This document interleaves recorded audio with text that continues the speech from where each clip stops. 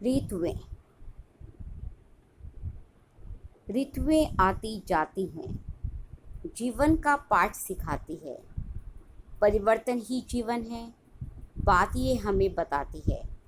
ऋतुएं आती जाती है, जीवन का पाठ सिखाती है। सबसे पहले बसंत जो आए, रंग बिरंगे फूल खिलाए, महका के सारी बगिया को कुदरत अपने रंग दिखाए। इसी तरह बन जाओ तुम भी, फिर हासिल कर सकते हो कुछ भी। हुनर को अपने काम में लाओ, फिर दुनिया में तुम छा जाओ। जो सबके मन को भा जाए, वही विजय कहलाती है। ऋतुएं आती जाती है, जीवन का पाठ सिखाती है। फिर है ऋतु बरखा की आती, धूप से मारो को है बचाती। करती है ये बात निराली, चारों ओर करे हरियाली। जीवन में जब इसी तरह से बुरा वक्त कभी आता है, कोशिश कर लो तुम कितनी भी, लेकिन वो दूर न जाता है। इसके बाद जो पतझड़ आए, खूबसूरती फिर उड़ जाए।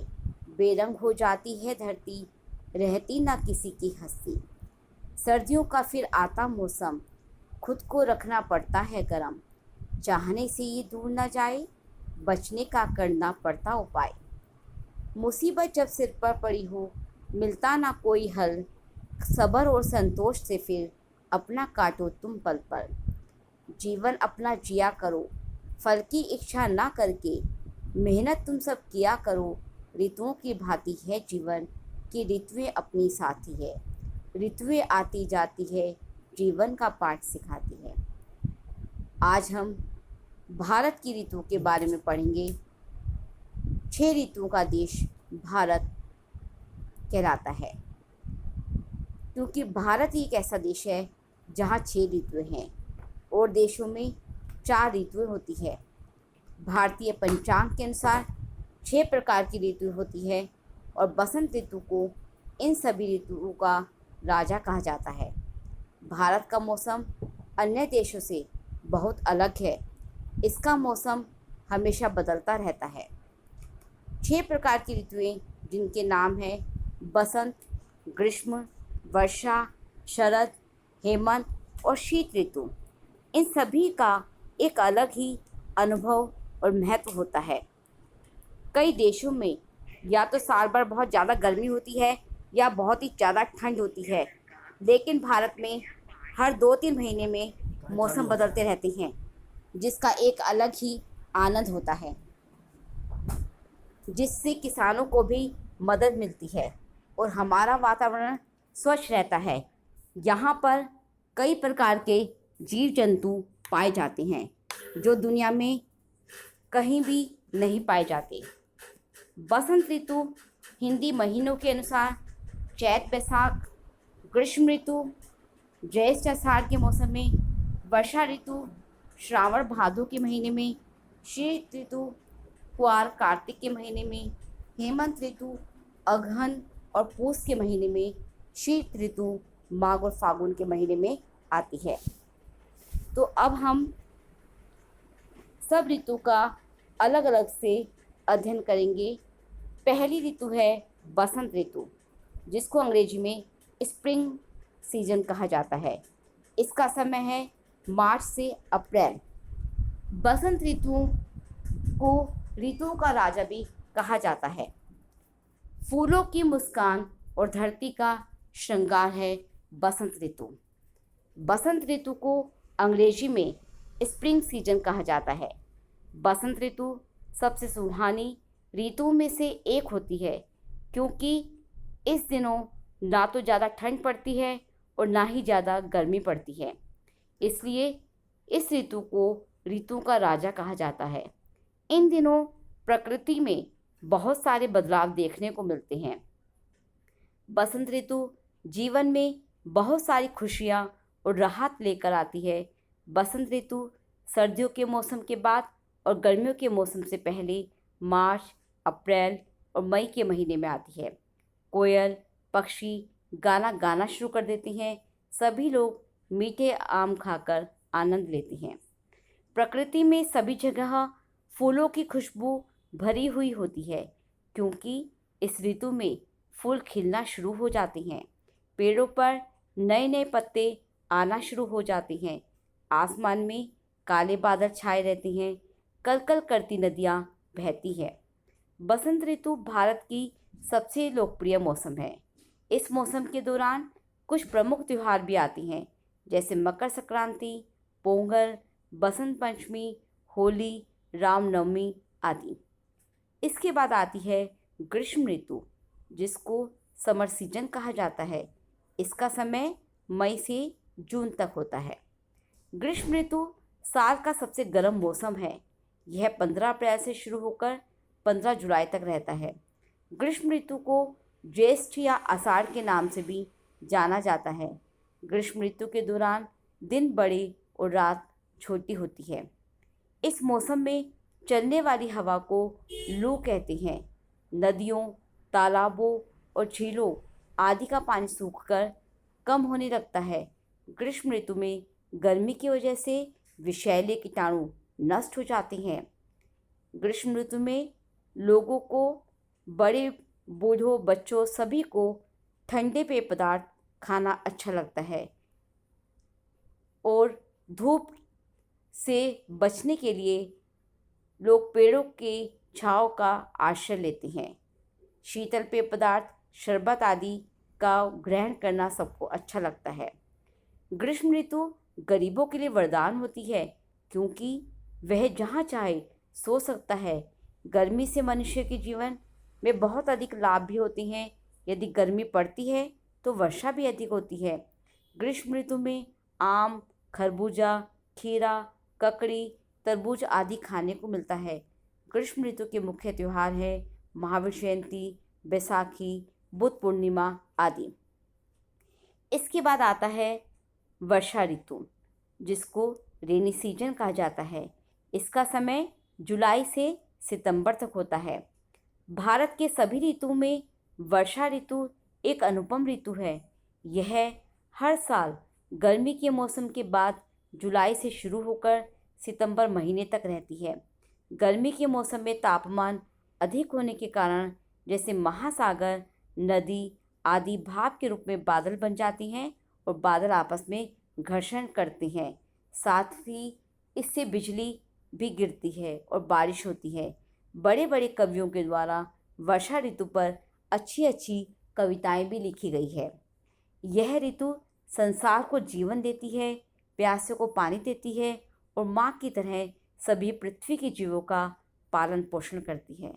भारत में ग्रीष्म ऋतु के ठीक बाद वर्षा ऋतु का आगमन होता है।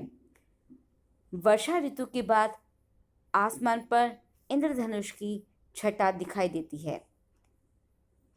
वर्षा ऋतु में अधिकांश लोग छाते और रेनकोट का प्रयोग करते हैं और अधिक वर्षा होने से सड़कें पानी से लबालब हो जाती हैं और गाड़ी वगैरह वाहन तैरने लग जाते हैं। वर्षा ऋतु के मुख्य त्यौहार हैं शिवरात्रि, आषाढ़ अमावस्या, जगन्नाथपुरी रथ यात्रा, देवशयनी एकादशी, चतुर्मास व्रत नियम, गुरु पूर्णिमा, सावन सोमवार व्रत, नाग पंचमी, रक्षाबंधन, कजरी तीज, श्री कृष्ण जन्माष्टमी, गणेश चतुर्थी जैसे त्यौहार भी मनाए जाते हैं। इसके बाद आता है शरद ऋतु, जिसको ऑटम कहा जाता है। इसका समय अक्टूबर से नवंबर तक होता है। शरद ऋतु को अंग्रेजी भाषा में ऑटम सीजन कहते हैं। यह वर्षा ऋतु के बाद और शीत ऋतु से पूर्व आता है। हर ऋतु की तरह ही इसकी भी अपनी विशेषताएं हैं। यह जुलाई और अक्टूबर महीने के बीच में पड़ता है। यह माह बहुत ही सुंदर होता है। इसमें ज़्यादातर जानवर और कीट पतंग बाहर निकलते हैं। शरद ऋतु प्रकृति की सुंदरता के साथ सजा होता है। शुष्क बादल आकाश में तैरते हैं। उनमें से कुछ ज़्यादातर सफ़ेद और उभरे हुए नजर आते हैं। वे समुद्र में दौड़ती हुई नौकाओं के समान दिखाई देते हैं। कभी कभी बादलों से बूंदाबांदी होती है तो कभी कभी वे कुछ बूंदों की बारिश करते हैं। इस समय पेड़ों के पत्ते अनोखे होते हैं। शरद ऋतु की हवा हरे पेड़ों से होकर गुजरती है और पत्तियों में हलचल मचा देती है। साथ ही इसी महीने में कई पेड़ पौधों के पत्ते भी पेड़ों से झड़ जाती हैं। इसलिए इस माह को पतझड़ का महीना भी कहा जाता है। शरद ऋतु के लाभ। शरद ऋतु में पत्तों के रंग बदल जाते हैं और देखने में बहुत ही सुंदर दिखते हैं। वातावरण बहुत ही शांत और सुंदर दिखता है। कई दिनों से बारिश की वजह से ना निकलने के कारण यह माह आते ही लोग कई प्रकार के मेले और गांव घूमने जाते हैं। प्रकृति के प्रेमियों द्वारा इस ऋतु की अत्यधिक प्रशंसा की जाती है। अतीत और वर्तमान के महान कवियों ने शरद ऋतु की प्रशंसा की है, इसलिए हम इस मौसम का स्वागत करते हैं। शरद ऋतु में मनाए जाने वाले त्यौहार हैं दशहरा, दीपावली। इसके बाद आती है हेमंत ऋतु, जिसको प्री विंटर कहा जाता है। इसका समय दिसंबर से 15 जनवरी तक होता है। हेमंत ऋतु नवंबर के आखिरी हफ्ते से शुरू होकर जनवरी के दूसरे हफ्ते तक रहती है। इसे अगहन और पोह के नाम से भी जाना जाता है। हेमंत ऋतु में बहुत ज़्यादा ठंड होती है और इस ऋतु में लोगों धूप का सेवन करना अच्छा लगता है। हेमंत ऋतु के समय हम गर्म पानी से नहाते हैं और गर्म कपड़े पहनते हैं। धूप अच्छी लगती है। हेमंत ऋतु के समय मौसम बहुत ही सुहाना होता है।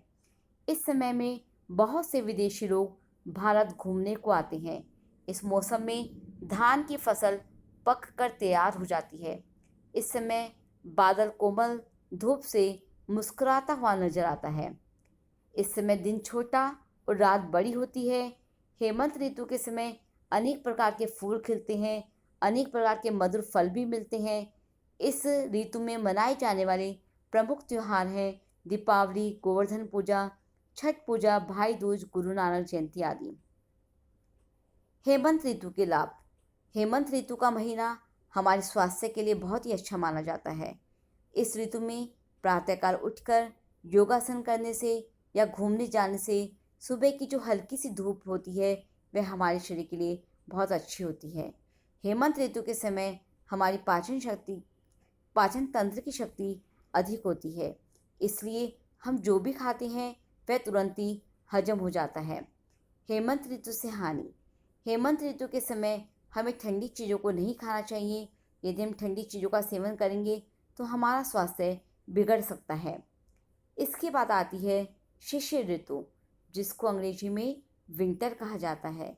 इसका समय 16 जनवरी से फरवरी तक का होता है। इस ऋतु में कड़ाके ठंड पड़ती है और लोग अब ठंड से बचने के लिए आग जलाकर ठंड दूर करने की कोशिश करती हैं। सर्दियों के दौरान पहाड़ी क्षेत्र बहुत ही सुंदर दिखता है, क्योंकि उन क्षेत्रों में सब कुछ बर्फ़ की चादर से ढका होता है और प्राकृतिक दृश्य की तरह बहुत ही सुंदर दिखाई देता है। सभी वस्तुओं पर पड़ी बर्फ़ मोतियों के समान दिखाई देती है। शीत ऋतु की विशेषताएं। शीत ऋतु में अन्य ऋतुओं की तुलना में बहुत अधिक बदलाव होते हैं, जैसे लंबी रातें, छोटे दिन, ठंडा मौसम, ठंडी हवा, बर्फ़ का गिरना, सर्दी तूफान, ठंडी बारिश, घना कोहरा, धुंध, बहुत कम तापमान आदि।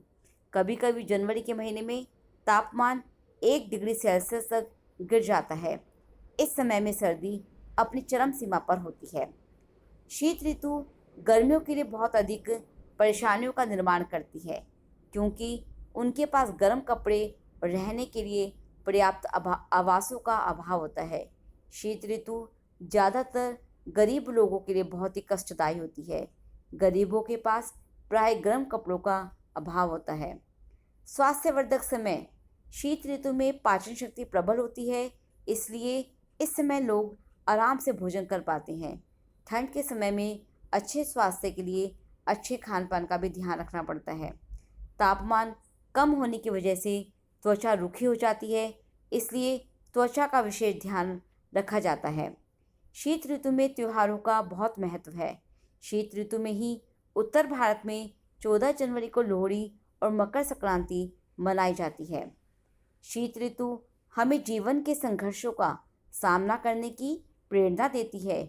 शीत ऋतु से पहले शरद ऋतु में हमारा जीवन सामान्य रहता है, लेकिन शीत ऋतु में हमारा संघर्ष बढ़ जाता है। जिस तरह से शीत ऋतु के जाने के बाद हमें बसंत का आनंद मिलता है, ठीक उसी तरह से जीवन में संघर्ष करने के बाद हमें सफलता का आनंद मिलता है। यही संदेश हमें शीत ऋतु देती है। भारत में सभी ऋतुओं का अलग अलग आनंद होता है। कभी भी कोई नहीं कह सकता कि कोई ऋतु अच्छी है या कोई बुरी। सभी भारतीय खुशी के साथ भारत के सभी मौसम का आनंद उठाते हैं। मुझे खुद पर गर्व है कि ऐसे महान देश भारत में जन्म लिया है, जिसमें ऋतु का इतना सुंदर रंग रूप देखने को मिलता है। तो आपने भारत की 6 ऋतुओं की जानकारी प्राप्त कर ली है। धन्यवाद।